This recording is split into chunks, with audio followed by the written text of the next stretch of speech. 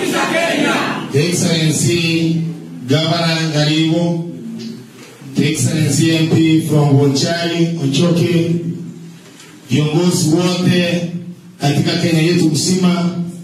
My name is Brian Nyamoya God, ambaye ni aspirant Nyaliba Chache 27, ambaye atamtoa mwingi ampeleke huko kwa Katari. Na nimefurahi sana leo kwa sababu hii ni chama ambaye ni sabuni. Ikuwe sabuni ambaye itafagia Kenya mzima.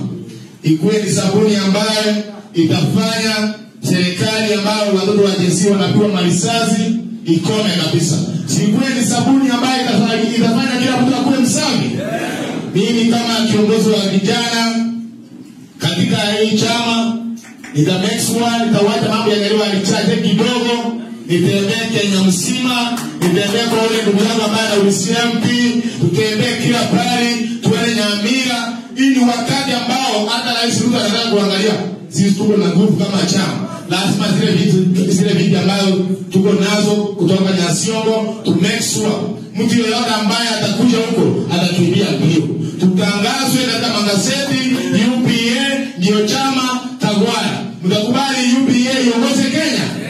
Nataka kuambia Wakenya wenzangu ambao wanatuangalia mzima, hii ni chama ambao tunataka kila mtu akue ndani, usifungiwe nje. Tumetengeneza tusikwe tunaonyeshwa ile Canaan, tusifike Canaan. Tunataka kufika Canaan sisi wote.